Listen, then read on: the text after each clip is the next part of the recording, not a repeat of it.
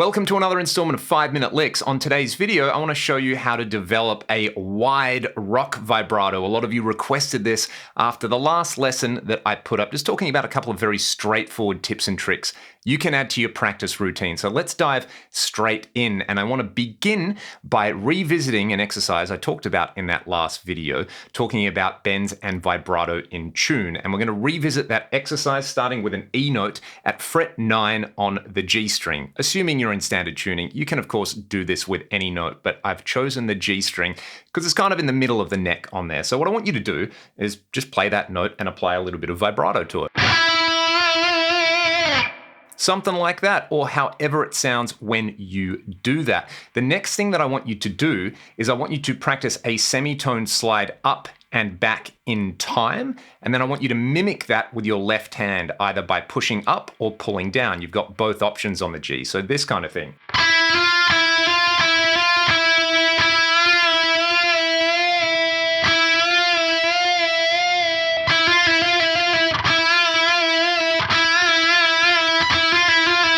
Next up, we're going to take the exact same idea, but we're going to make it 2 frets or 1 whole tone wide. Now, this is going to be a little bit more challenging, so slow it down on here and don't worry too much if the contour of your bend is super smooth and consistent for now. You just want to get the extremes in tune, so like this.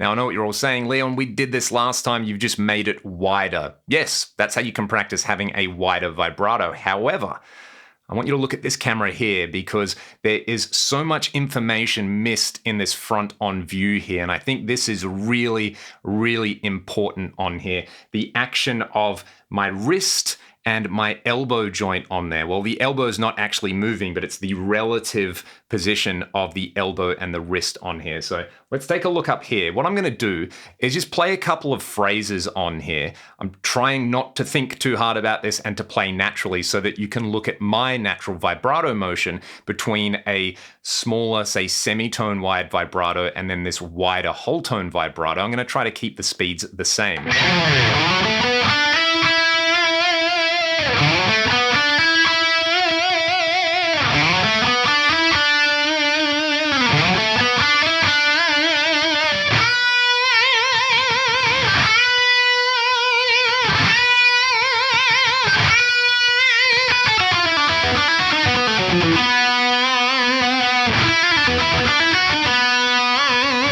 That's very interesting, right? There is a lot of wrist rotation happening in there with that wider vibrato, and that's where I'm generating all the width and all the control on there. It's not happening in my fingertips over here. It's all happening across the forearm and the wrist. I'm going to play you an excerpt from a ragdoll song called Sky's Limit. This is the guitar solo. There's some nice wide vibrato in this, and it's going to change from a slow and wide vibrato to a fast and wide vibrato in a couple of different bits. I want you to watch this camera up here and look at what my wrist does.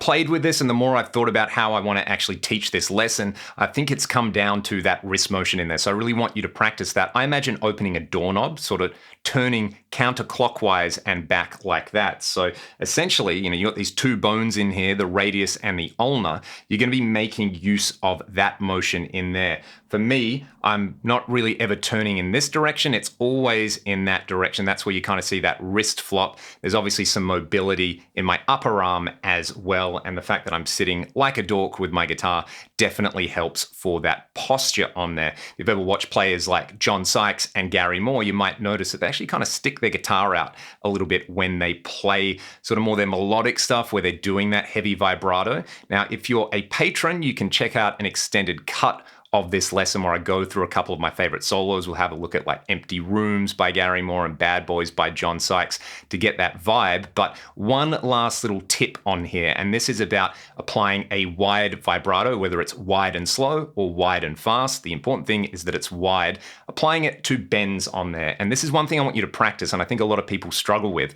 It's bending to pitch and then applying vibrato. Let's say we're going to do a whole tone bend. I'm going to grab fret 15 on the B string, bend it from a D up to an E.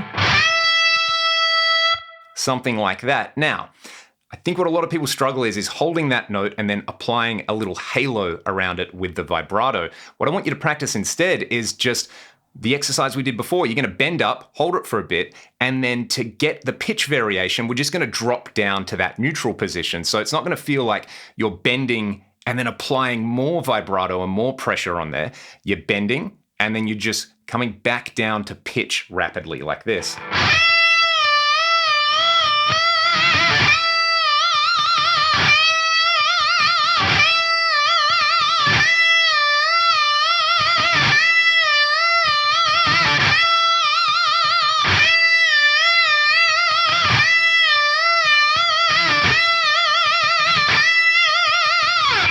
Now, if you get good at that, you can actually vary how much you come down and then how much you apply around the vibrato. So when I'm talking about that like halo around the note, it's this.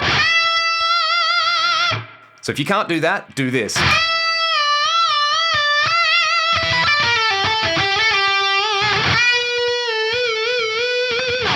And as an example of something like this that you could listen to immediately, John Sykes is an absolute master of the wide vibrato, whether it's wide and slow or wide and fast. Have a listen to the guitar solo in Is This Love, particularly the second solo where he actually just does a semitone bend up and down. And it's one of those things, it's like, is that technically a bend? Is it a vibrato? What's going on? Anyway, I really hope you found these tips and tricks useful. To recap, the bending and vibrato exercise from last time where we're sliding up and back 2 frets, imitating that with bends up and down, just staying in time. Try a quarter note pulse or an eighth note pulse on there. Then really working on this wrist position in here, kind of flicking that around. And again, using the doorknob analogy, it can be a very handy visualization technique. And then finally, to apply a vibrato to bends, just bend up and then let the string come back down. So rather than think, I need to bend and then go even harder, it's I need to bend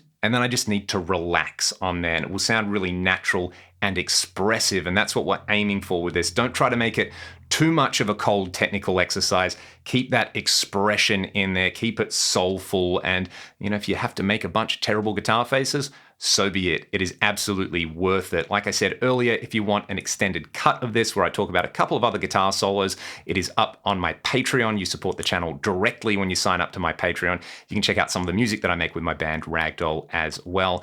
Otherwise, go and wiggle those strings, make some glorious guitar noises and, questionable guitar faces, and I'll see you next time.